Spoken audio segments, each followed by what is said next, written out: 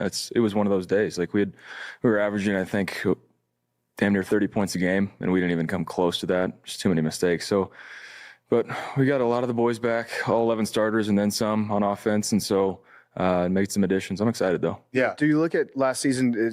I know it sucks the way that it ended, but do you look at it like that was a successful year? I mean, no. I mean, the goal is always Super Bowl or nothing. It was, I mean, you check off the boxes on your way to try and get to the Super Bowl, division, playoffs, but then after that, if you don't do anything in the playoffs, it really doesn't matter. Welcome to Real Bucs Talk. We are live. We're finally back. It's been a minute. We haven't been live since I think the end of June, and we are back just in time for Buccaneers training camp. So welcome in. Hope you guys are joining us here tonight, where we have a lot to discuss. A lot has happened over the last couple of weeks, but I'm your host, Michael Plus, joined as always my co-host, Mark Ramirez.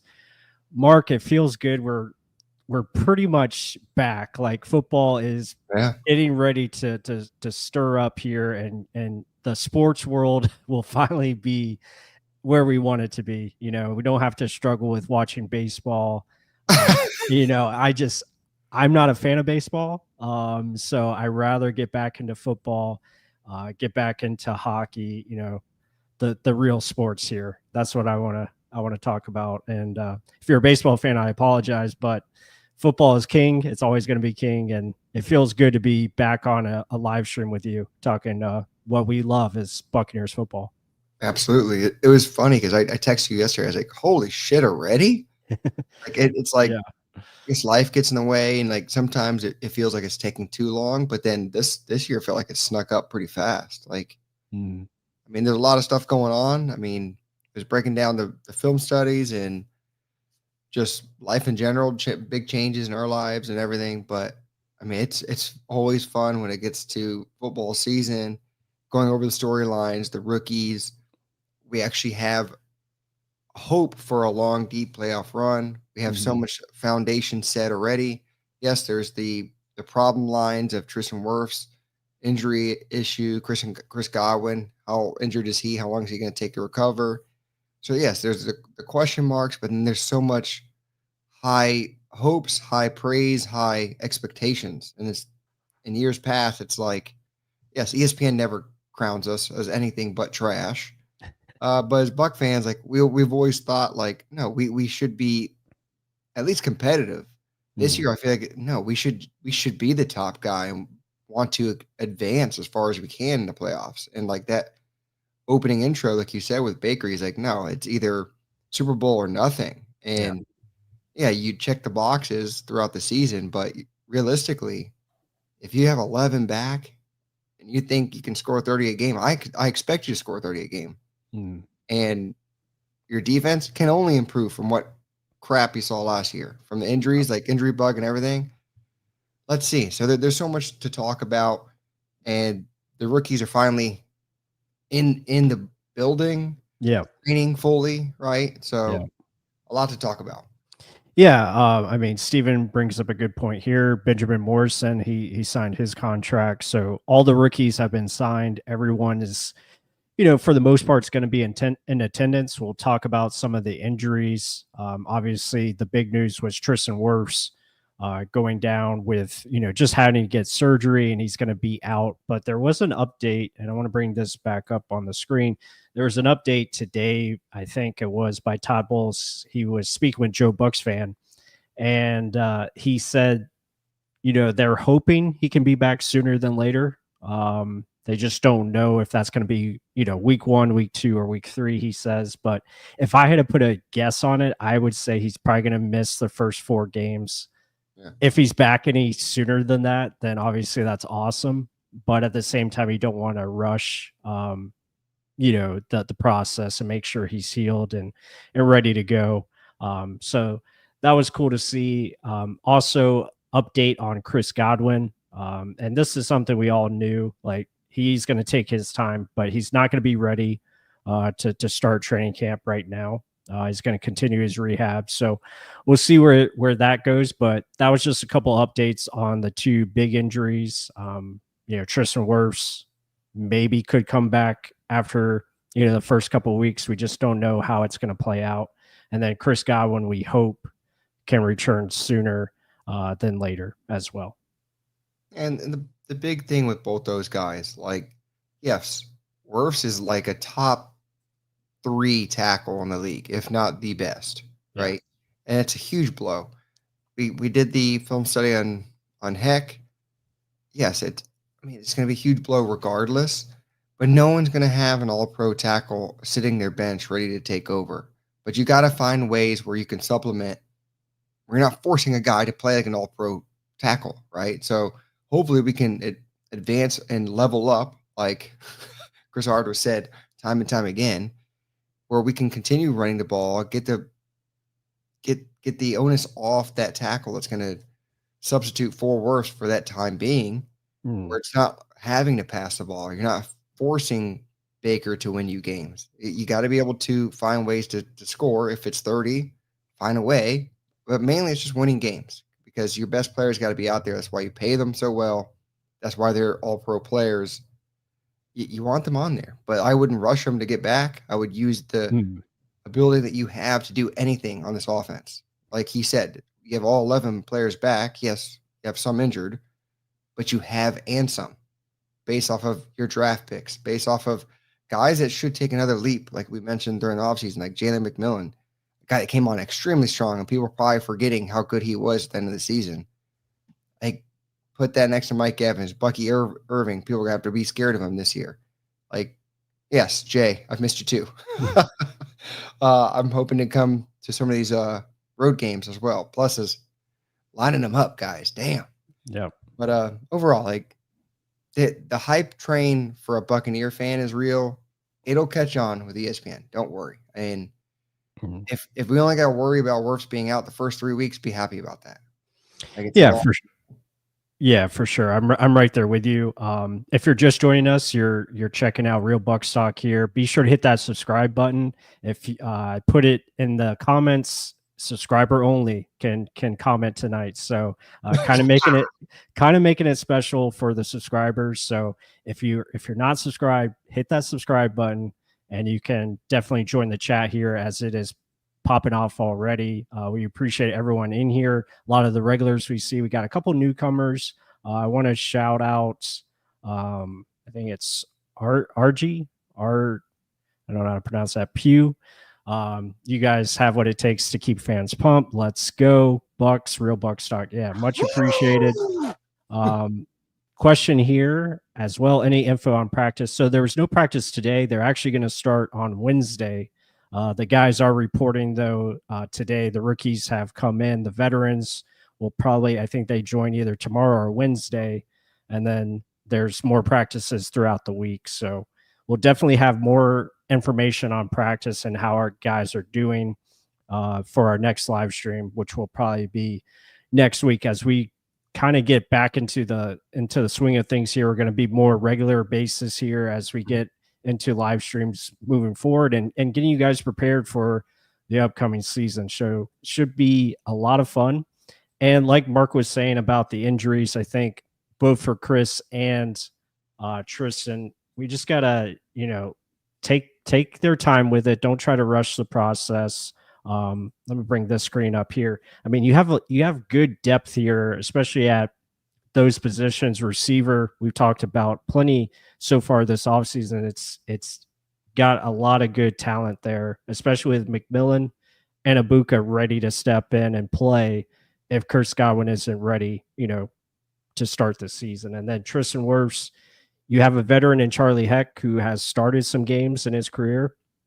And the Bucs are not going to play this dumb. They're going to be smart about how they go about their pass protection and making sure he has enough help on his side so that way he can, do what he needs to do to keep this offense going. I mean, I can see with the concern because look at the game where it was actually the other side, right? Where it wasn't Wirfs that got hurt. It was Gedeke that got hurt. Right. Right. And then literally Aiden Hudson goes off for 5 sacks. And it's like we couldn't throw the ball at all. But a little bit of that is Baker holding all the ball. A little bit too much, trying to be hero ball. We've talked about that throughout the offseason as well. Yep. And it's something we need to mature in, not just as a scheme, as him as a quarterback, right? He's got to do better at his decision making and realize, holy crap, I've got a really damn good tackle not playing right now. I have my backup in. Why am I holding the ball so long? So some of that is understanding. Some of that is play call. So let's see. Let's see how we call this. Let's see how we lean on our strengths, right? But from last year, you got a real big strength in the running game. Heck does do well in the run game. Heck, let's run the ball, right? Find ways to chew people out and win in the end. Like, you don't necessarily have to blow people out the first few games of the season, especially if they're pretty good competitive games. So I would just try and lean on your strength on offense, and then defensively hope on some of these improvements on defense. Like, and even someone set it up earlier. Where was it? Like, you got Reddick, Steven Stansfield said it, but also another hidden one. Steven said as well, David Walker could go off. So you don't necessarily know, instead of just hearing from beat writers what this guy is doing. Let's see what in preseason, how he looks, training camp, how he looks, and then eventually, does he get reps in the season? Because we've seen Watts and Jose Ramirez blow up training camp, blow up preseason, and they don't get anything, right? So when the lights come on, that's when you truly show who you are. So I want to see, does this guy develop in something like that? But time will tell, and there's a lot of storylines to go with. Excitement much? Yes. Yeah, we'll get into the edge position here in a little bit. There was actually some yeah, exactly. Justin, good comment there. Definitely hit that like button. Wait, is that Krillin? Did Krillin change his name to Justin? He evolved. He evolved. He's like, I'm not going to be Krillin anymore. No, that's awesome. Definitely hit the like button. And what I was going to say is, there's a lot of excitement, and we'll get into the edge position here in a little bit. There's actually really good content from Simeon Rice and Yaya Diaby. Be sure to check out that video if you guys haven't seen it. But we'll have a little clip here in a little bit and touch on that. But I wanted to get your thoughts, Mark, just on these jerseys right here. They're bringing back the white creamsicles for the Buccaneers home opener, and they're actually going to wear these twice. They're going to wear them against the Jets for week 3, and then week 5 against Seattle on the road. They're going to have these jerseys in addition to the creamsicle jerseys for week 15, I believe, against the Falcons on Thursday Night Football. So having 3 alternate jerseys this year, just your thoughts on it and what you think of this. The white looks a lot better. Yeah, I agree with that personally. And I have a feeling we're probably going to do a lot better in the white than we do in the creamsicle. Like you just said, week 15, I'm already chalking that up as a loss, sadly. Division game. We just cannot win when we're in that color. It's that is true. Yeah, last win was with Josh Freeman against Green Bay. I was actually at that game. They had to come from behind to win that game too, didn't they? I believe so. Yeah, they scored a late touchdown, Josh Freeman to Sammy Strotter, and won the game. I remember that. Yeah, I mean, things are meant to be broken, right? So, but the white, that looks good. I mean, especially very clean. At home looks really good. Yeah, use that as your advantage. We could reflect the heat because it is god awful, guys. Jeez, like today was awful. I think he said it was 96. Feels like 112. I was like, what? Shit. Woof. Them whites go hard. Yeah. It's true. Yeah, absolutely. I mean, I like them. I think it's cool. Again, it's the 50th season for the team overall, the franchise. And I think it's going to be a lot of fun to, bring these back. And hopefully, like Mark said, they can bring us victories. I think that's what's going to matter the most. Jerseys are fire. Let's see what else we got here. Pew RG. I hopefully I'm pronouncing that correctly. Probably not, but he has the Cansey creamsicle waiting on the 54 white. Very nice. Yeah, I'm not like a huge jersey collector. I got a couple of jerseys. I do have a creamsicle Mike Evans, which I'm happy to have. But yeah, I mean, they look good. I think it's going to be a lot of fun to see how they play on the field with them, and hopefully it brings what we want, and that's victories. And we see that consistently this year. But back to the original point you were talking about earlier. Obviously we already talked about the Tristan Wirfs and Chris Godwin injuries, and hopefully they're not going to be out more than the first 4 games, and we can get them back. But I wanted to touch back on, just the expectations. And I saw recently, some power rankings across the board. I know Mina Kimes on her podcast, she had like some guests on, and a lot of the power rankings had the Bucs in the top half of the rankings. They were like anywhere from 10 to like 14, 15. And then the rest of the NFC South teams were all in the 20s or lower.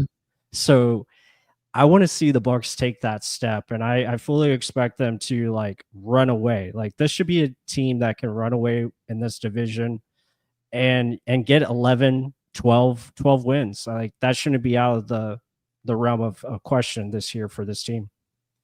I mean, that's what I was saying. Like there should be an expectation you win.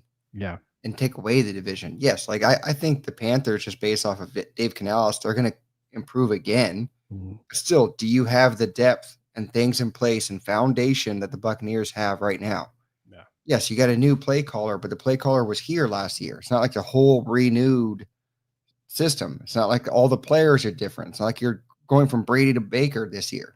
Yeah. This is Baker's 3rd year in an offense where he knows the guys that he's around. The continuity of the players is all there. The offense pretty much is all there. So, yes, you're going to have more tape on Bucky. Okay, cool. You're going to have tape on some of our young guys. Okay, cool. But it doesn't matter. When you have that many puzzle pieces, you can move around and just use it at your disposal. Not to mention you have a walking Hall of Famer on the damn team and Mike Evans that people have to double at all times. Yeah. So it's like it's just – ways where other teams are looking for where their strengths. We have a lot of knowledge of where the hell our strengths are. And I got to give them credit. Like the coaches from last year, the analytics guys, like we're all involved. And it was like at the halfway point, we almost got better. Yeah. Even though, guys were coming back and stuff. But still, it's like they understood what they did right, what they did good, and they kept doing it. As opposed to Dave Canales, sometimes it was just banging the head.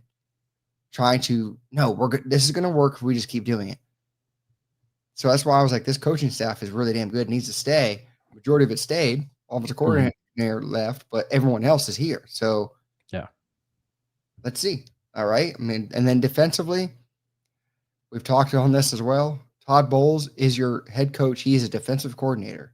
You better believe it's going to get better. This is me saying positive words because Todd did win you a Super Bowl, pretty much. You shut out Patrick Mahomes. No one really has ever done that.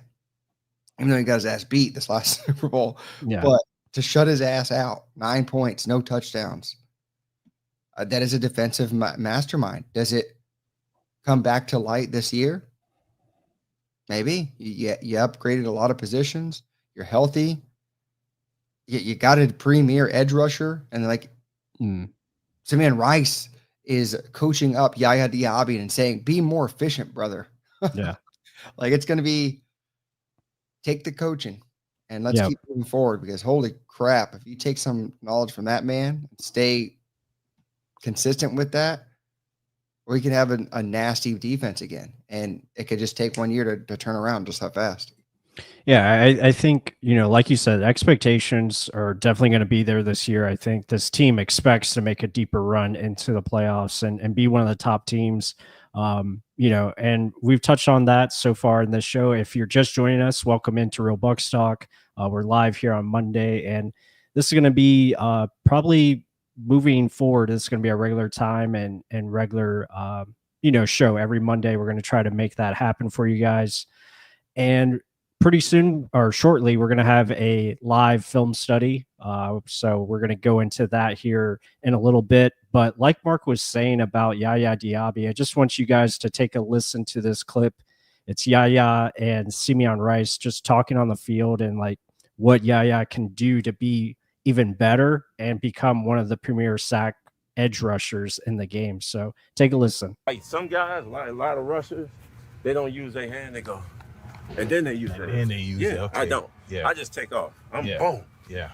And by pressure, you gotta stab. You got it. Yeah. So once you do that, I'm here. Mhm. You feel? And I flip hips. Flip quick. hips. Flip hips. You know what I quick. mean? Yes, sir. You really want to try to do that, make them throw a fastball and then the changeup. Okay. So then you got the changeup, then I'm underneath. You feel me? Even if you line up wider, Yeah. right, you can create a two-way go. Even lining up, Wider. even if Because- everybody. Yeah, so there you go. I mean, that is great stuff. There's more to it. I mean, it's probably a 15-minute video up there on Buccaneers YouTube channel. Be sure to check it out. I'll make sure I drop the link in the description. But it was just talking about like how Simeon understood what he needed to do. It didn't matter what the offensive lineman was doing. He was just going to attack and just vary his attack based on what he did to these offensive linemen, made them change constantly throughout the game. And I think the biggest thing he mentioned is throwing fastballs, like continue to stay fast with your approach. And once they make that adjustment, then you can, do the hesitation moves. You can do the change ups as far as going inside and doing all those kinds of things. But if you're just fast and you have that athletic speed that Yaya does, you need to use that to your advantage. I mean, piggybacking off of what you just said. So use the fastball, right? Yaya's a 4.5 guy. He's got length for days, strength for days. So, guys, I can't emphasize this enough. Watch that damn video. I know it's 15 minutes, but you can spare some time. Like if you're watching us, you can watch some of that too. So, not now, right? Let's do us now. But I mean, so Yaya went over. He goes, give me your best pass rush move. Tell me what's your go-to. Yaya gave him a double move, and that's your go-to move. He's like, what the hell are you doing that? He's like, I need you to be more efficient. You got to be throwing fastballs, and then you work off the fastball, right? And that's the biggest thing. So as a defense, you need to be on attack mode because the offense knows what the hell they're doing. The defense is reactionary here. Unless you're enforcing them to rush their decision. And another big take, he's like, if you're just holding people looking around, holding the tackle up, trying to guess what the hell's happening, is like, no, get rid of that shit.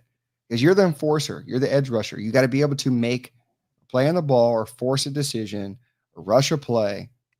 Hit the damn play in the backfield. Don't start the play holding the guy up. And those are so simple teaching points, but it's like those are things where as a young guy, you're thinking too much of where are my hand placement? What should I be doing? It's not necessarily a feel for the game. And that's where Simeon Rice said, once you get that, your confidence starts going higher, higher, and higher because you know what move you want to execute. And then what move that person in front of you is scared that you're going to do against them. And that's when you do the change up. So it's just so much more of a mental game and then working off of what your bread and butter is. Because if you're doing a double move as your go-to, come on now. You got to win immediately off the line. You have one move thing. And that's what he's like, literally, I'm just running, throwing a hand off. Literally, it's all it is. And then I flip my hips. That's literally all he did. Yeah. The thing is, he scared so many damn people that that's what's going to happen, that they just overcommitted, and then he knew immediately, okay, now I can throw my change up. So it's work off the fastball. It's all it is.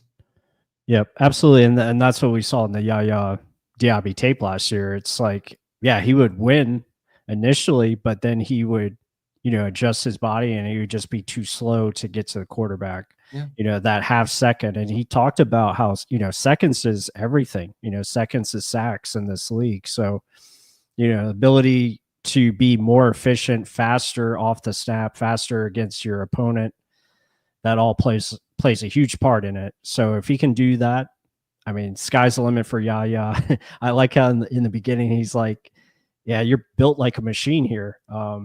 And, he's got all the tools. So now it's just about putting that stuff together. And hopefully we can see that with Hassan Reddick and company, Chris Braswell. You have David Walker coming in, Kalijah Cansey, Vita Vea.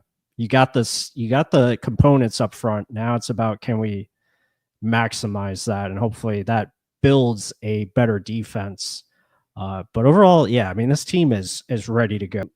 You know, let's start with some questions that I thought were some good talking points. And I saw this being brought up on a couple other shows as well. The backup quarterback position is interesting because I know Baker's a starter. Like, do we think? I'll ask you, Mark. Do we think the Bucs could be looking at a different backup quarterback just because we really don't know what we have in Kyle Trask? I mean, he hasn't really played. And do the Bucs feel confident if Baker does go down and say, let's say he misses like 2 to 3 games, like can Kyle Trask come in and keep the ship afloat, or is it a big issue where we just lose all those games because Kyle just can't cut it? And I mean, what's your thoughts on that? I think without a question and doubt in my mind, I think Kyle Trask can step in and do a formidable job, a good enough job to get you back to Baker. I don't think it's that much of a lower level. Yeah. Yes, Baker's a special talent. Don't get me wrong. But like to say that Kyle is just trash, even though his last name is Trask, I think he's like a Brad Johnson. He can get you, he can be competitive. He can get you to run the offense. And it's telling also how Todd Bowles speaks of him, how literally he was like Bucky Irving's guy to learn the offense last year, right? And to get reps in. So he is in tune with the players on the roster right now, the continuity of it. And that's what we talked about earlier in the show. I think if Kyle Trask had to come in and run a couple plays or run a couple games, I don't think we'd be off a cliff, for so to speak. I think it'd be enough where we can be competitive, where you can get your, like you were saying, I don't think it's going to be a drop off from Wirfs to Heck for that way. I don't think it's that far of a drop. I think he is good enough where he can get you to the play calls that you need to be in. He can get you to running an offense. He just can't do the dynamic things that Baker Mayfield can do. Like those, holy hell, what the hell was that? Yeah. The thing is, like, as a quarterback, you just get us in a position to win games. You don't have to be the savior. Just do the right decision consistently. And that's the biggest thing. Yeah, I mean, it's interesting just because, we only seen like a handful of snaps of Kyle, in the regular season. We saw him, I think it was 2023 where he stepped in for Baker. That it was like, what, 1 or 2 plays. He ends up throwing a really good pass to Chris Godwin. Unfortunate, incomplete, doesn't get the touchdown. And then we saw him, I think, last year against Carolina where he came in. His ass in because Baker threw a pick the next play. That's true. He came in for like one. It was like one play he came in for, and then Baker came in, and obviously threw the pick. But yeah, I mean, I think it would be interesting. Obviously we don't want it to happen. We want Baker to stay healthy. It's just it is a concern, just because again he hasn't played, so we really don't know. What he could bring. Michael Pratt, I don't know if he takes over the number 2 job. I think that would be a tall order. He would have to really outplay Kyle to move up. But that's another question. So continuity, he hasn't really been around that long. This is a guy that's been in a pro style offense for years now. Yeah. Has been a trusted guy, not just from the coaches, but the players. He's been around. Trust is huge, right? And understanding he may have not been playing, but he knows where Mike likes to go. He's seen it over and over and over again. He knows where Chris Godwin's good, what he's good at. He knows, okay, holy shit, we can run the ball now. There's things that he has a knowledge of and knowing I can lean on these things, as opposed to a guy that's just really talented with the arm talent or being able to move around the pocket. Maybe they just don't have all that. They think they have to do it, lean it all on themselves. Kyle Trask is a more mature type of player. I'd lean on him a lot more on Michael Pratt, even though he may have a higher ceiling than Trask. Yeah, I think Trask is a safer option. Like you said, like if the situation happened where Baker went down, I would lean a lot more on Trask than anyone else right now because there's no one else on the roster. You have to. And is it because Oh, he's better than Baker? No, clearly he's not. Right. But it's just, who would you trust the most? I would trust Trask. Yeah, I'm with you there. So I want to shift kind of similar question. Now I want to shift gears to the offensive line. Obviously, we talked about Cody and Graham Barton. We have Ben Bredesen back, so you have continuity with your starters. Unfortunate, Tristan's going to be out for probably the first month. You bring in Charlie Heck. We do have some shifting going around as far as the backup interior, backup offensive tackles, because who's going to be that third offensive tackle to start the year, and then the backup interior. Like, how confident are we with that? You lose Robert Hainsey. They have Jake Majors penciled in as the backup center. I mean, how do we feel about him? Elijah Klein. You have Sue Opeta, back as well. So how are you feeling there as far as offensive line goes? I mean, that's something where even Steven put in here is like Cody Mock needs to play, get paid next year up Luke, but also he mentioned it. Where is it? Damn it. There it is. Yeah. How would Cody Mock look at center if Barton went down? So like, that's the question mark. Cause you just mentioned Hainsey went away. Yeah. You have Jake Majors. You don't really know. You just know what he did in college. You have, where's Ben? What's his last name? Ben Scott. Yeah. Ben Scott. The center that both Jason Light and Todd Bowles, I think, have been saying good things about them, that this is going to be big competition for that backup center job. Both played a lot in college, but again, this is a massive level up. You're hoping Graham Barton doesn't get hurt, but in that question, I would assume Ben Bredesen would move over to center. Okay. He's actually played center. Yeah. And you could slide Opeta in. Yeah. So like, Opeta's coming off of injury, but still, like, he was in the running. Starting experience. So like, I think in that fashion, you have some competition for your backup guards. It's just the center position. But then again, you don't know. Like, what if Jake Majors and Ben Scott are really that good? Yeah. And guys that were centers, like Jake Majors 100% knows how to call a game at a center position. Right. Graham Barton clearly didn't in the beginning of the season. That's something we pressed on heavily in the offseason. I'm like, he's going to get called out and miss some assignments. And that's where Hainsey was phenomenal at. But once you learn the game, understand the game, who's coming, where these blitz packages are in the NFL, which he went from a damn tackle to center. Yeah. He was told, no, you got to be a good center. So I understood the mental load that was going to be on him. You got a guy, yes, college, but he did play Georgia a lot, and they throw a lot of erratic blitzes at you, similar to Top Bowles. So they're going to get thrown to the fire. I just think that Elijah Klein, I'm a big fan of. Luke Haggard, big fan of. Yeah. The new tackle. Yeah. Chikuma. Yeah, I'm a butcher. Ready to see what he's going to have. Yeah. So, I mean, there's a lot of guys that I like already, but also guys that are up and comers that can actually push them and maybe even push them out is a thing. So, like, who takes the spot? So, I think this is the most competition we've had on the offensive line in a long while. Usually, it's just the front five, and I wouldn't even be confident in that front five. I'd be comfortable like two of them. Yeah. The front five we have right now is phenomenal. And then to say your backups are pretty good, that's great. Like we've always been trying to scratch other teams' practice squads or their preseason roster for their backup tackles or backup guards because we didn't have any. Now I feel like I'm confident in a lot of these guys. Yeah, I think that goes into, we talked about the coaching staff with Kevin Carberry and Bakucci, like how big of an impact they're having. I think their ability to develop these guys, and we'll see. I think something to look out for, and obviously those are two position battles that as we get into training camp, that's kind of where these questions are coming from. So like you have Jake Majors and Ben Scott battling for that backup center job. And there could be other candidates in there. Maybe Elijah Klein puts his name into the center position. And then the backup guards and see who's that third tackle going to be. Is it going to be Chikuma? Is it going to be Luke Haggard? That could be an area where I could see the Bucs maybe signing someone if someone does get let go. Claim someone off of waivers if there's a certain type that gets, becomes available. So that's something to look for.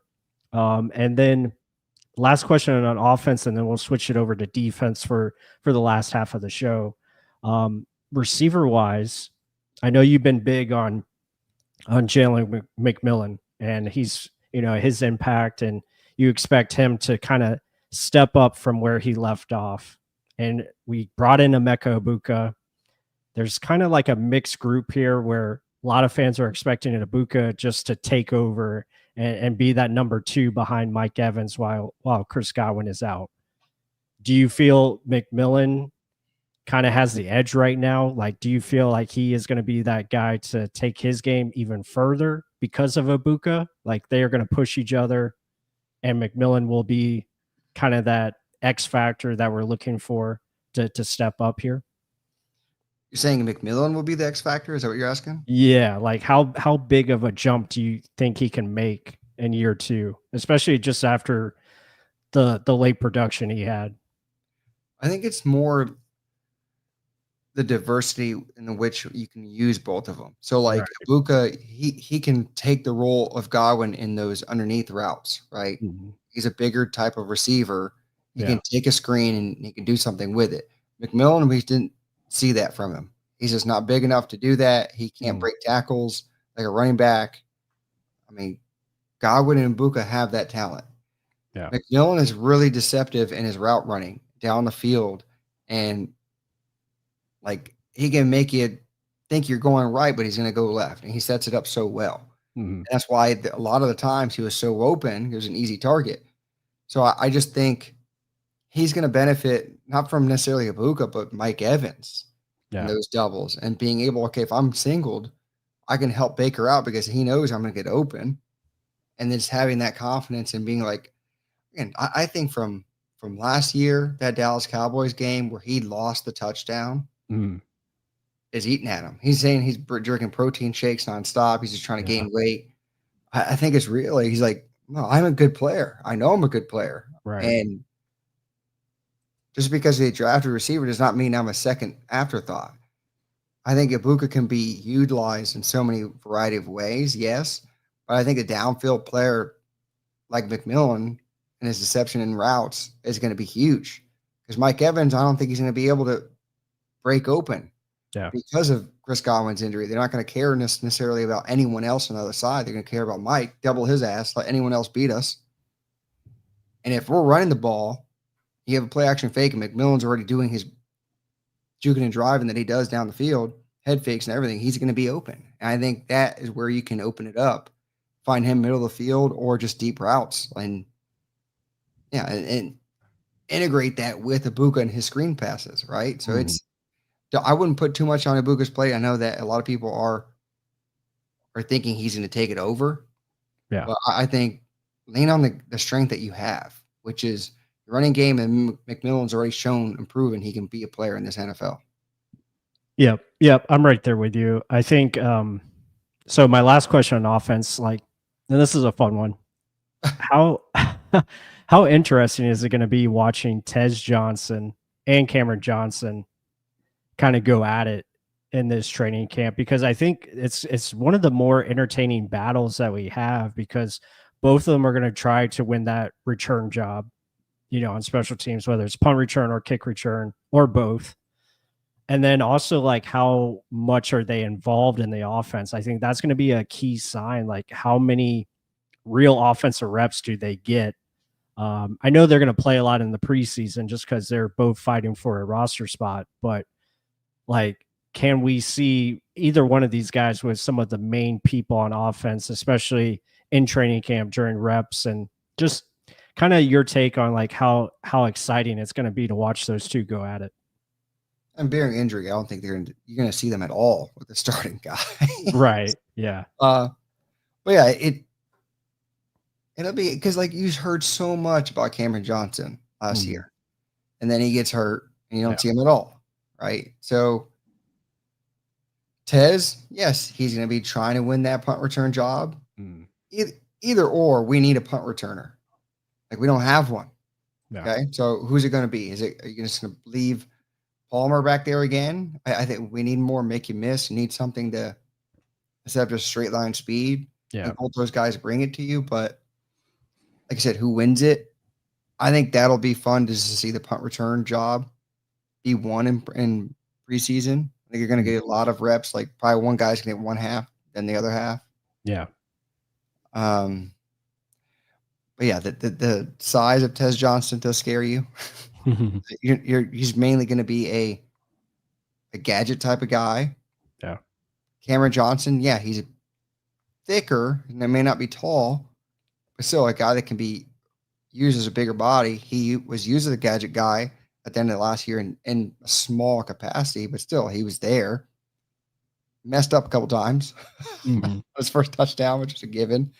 But let's see. Like at the bottom of the wide receiver room, like it's going to be very competitive. I mean, I just saw up there Ryan Miller was there. Yeah, he was a big contributor last year as well with all those injuries. So there's a lot of competition at the bottom of the roster, but you got to have one punt returner. So clearly you're going to have Tez and Cameron Johnson fighting for it.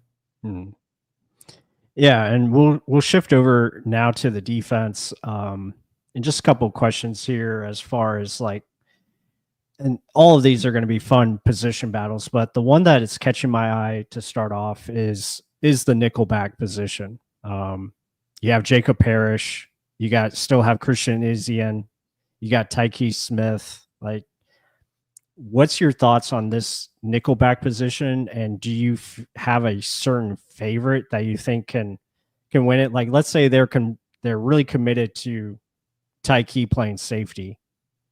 Do you have a guy that you're leaning towards? I know Jacob Parrish he's been playing a lot, in the offseason as far as the nickel. Kind of looks like the lead dog there. But what's your thoughts on the nickelback position, and who would you like to see take that spot over?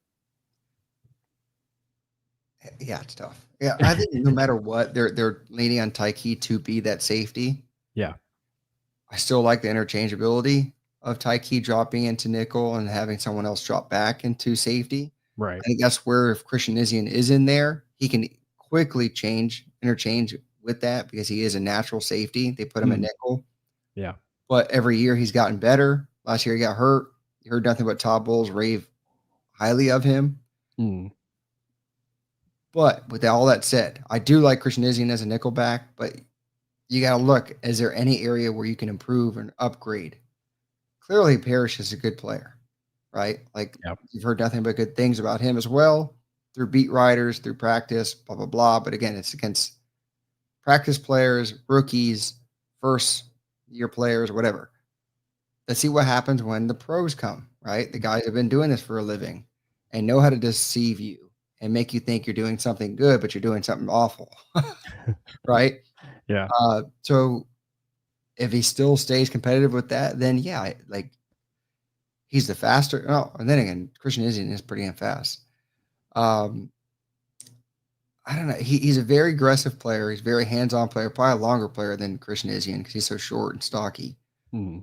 But yeah, I would assume Jacob Parrish is the guy they want to, but Izien is not a slouch. I don't know why people think he's so bad. I think he's just more of a guy that can be used in a lot of places. He just can't be used on the outside.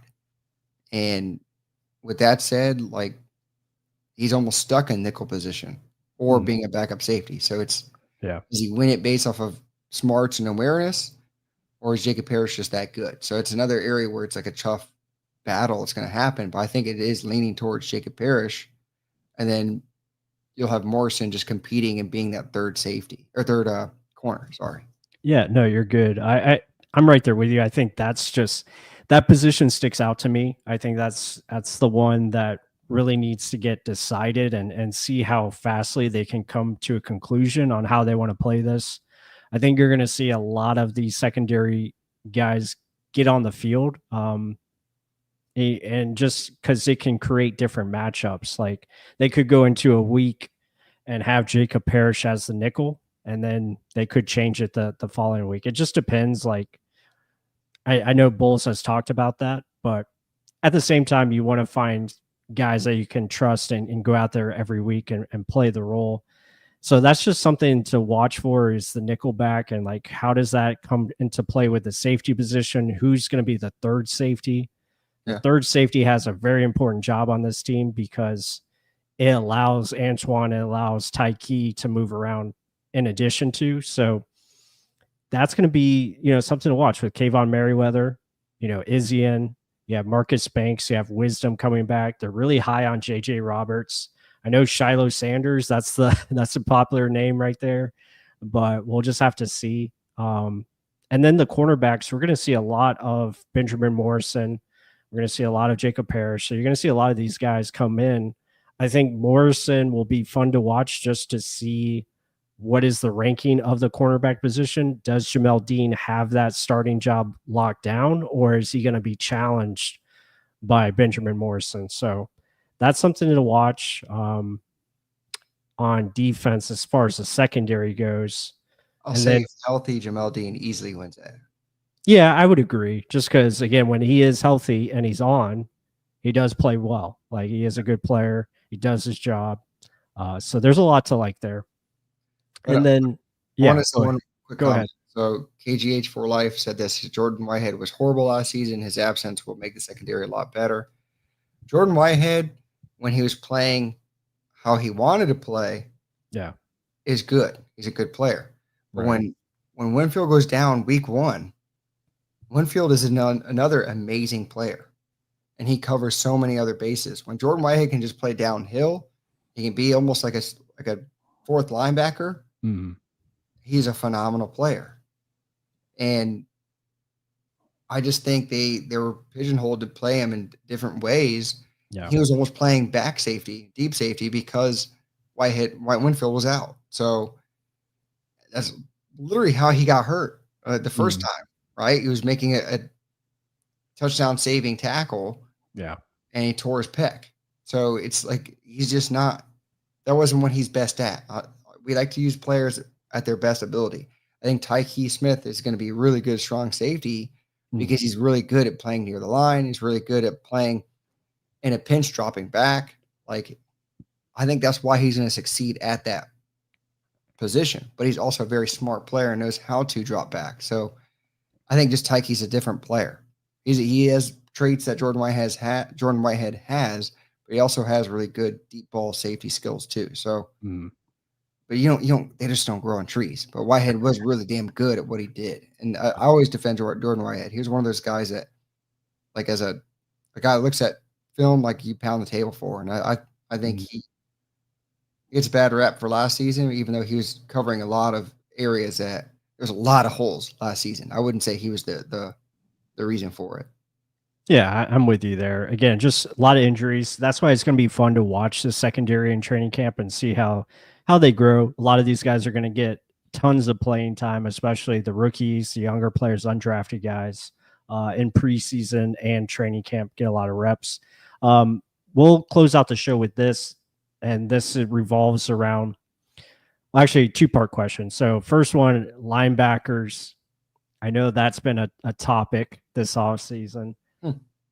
But how do we feel about Servassier Dennis? Is this going to be finally the year this guy breaks out and shows like what we've all been discussing and hoping for? Like, does it finally come together for him this season and he becomes that linebacker that we've been kind of searching for since, Devin White was kind of breaking out a little bit and then he went into his kind of turtle self there. And we expect Servassier to really step up this year. Bearing injury, yes. Yeah. I mean, that's the easiest answer. Like, when he's on the field, he's good. He's a good player. No.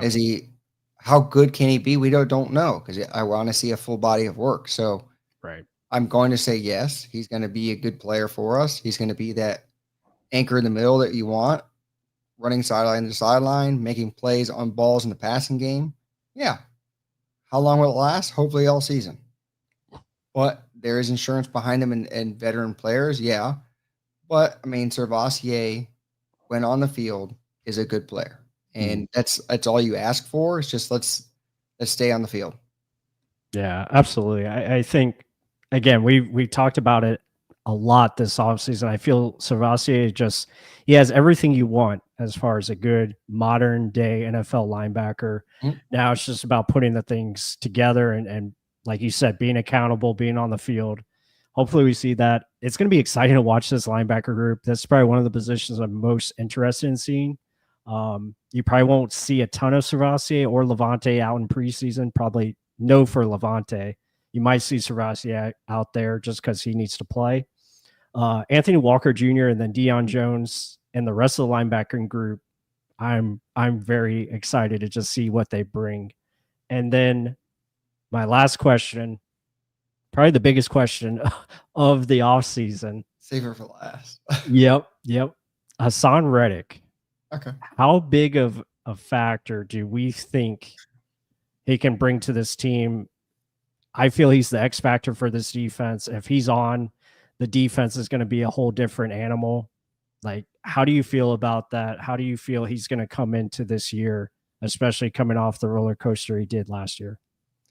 To be honest, I thought you were going to mention Logan Hall in some capacity. Like, I could have sworn you were going to. I was like, good, save the best for last. Oh my God. Yeah. Logan Hall, like entering a contract year. I talked about that on Twitter today. Someone was, trying to say Logan Hall had a great season last year. I'm like, calm down on the great season. Okay.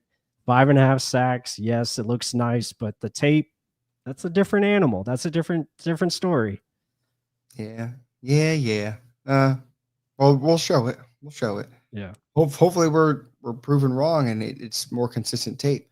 Right. But I mean, to the original question, Hassan Reddick, if he gets back to the level of player that he is and was, right? Like it can almost be like how I just mentioned, like Winfield and Jordan Whitehead. You get guys that can benefit because of how good they truly are, right? So if you have to start doubling Hassan Reddick because he starts going so damn wide, you put almost Kalijah Cansey next to that. He's singled because people are rushing out to the wide 9 position. The guard's trying to help out the tackle. Holy hell. That's going to be disgusting. Right. But then also Yaya on the other side, like, you can only double so many people.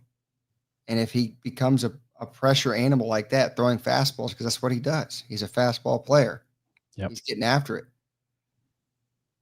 If you can bring that type of, like you just said, like a pass rush, it opens so much more for your defense because it's accelerating the way that offenses have to run. They can't do 7-step drops.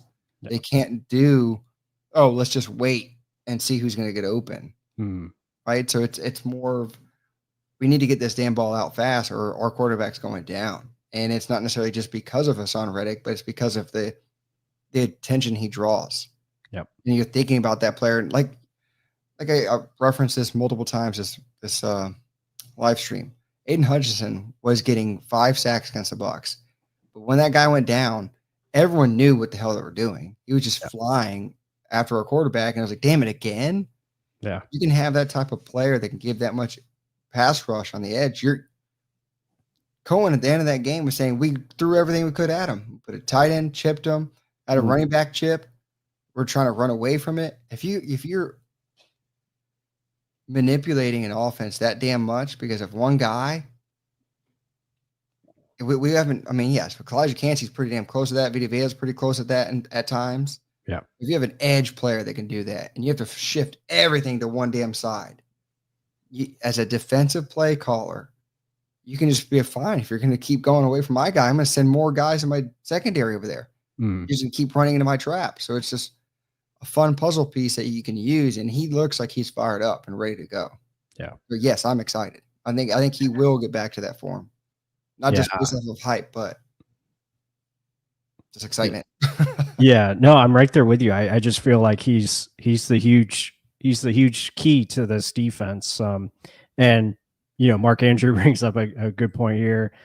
Bigger question is Todd Bowles. We'll probably save that for the next live stream. It's going to be, that's a more in-depth, deeper answer, more thought.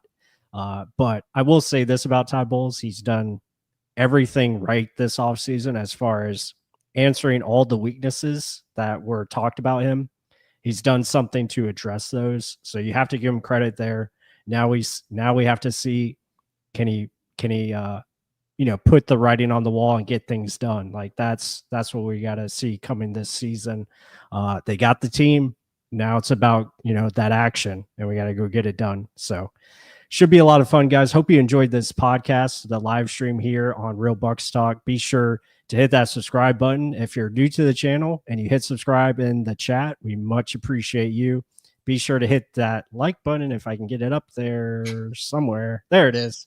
Be sure to hit the like button, subscribe if you're new, and we appreciate everyone that supported us throughout the stream. And also check out our Telegram. We have Telegram that is live. You can we'll put a link in the description, but check us out on Telegram at Real Bucs Talk.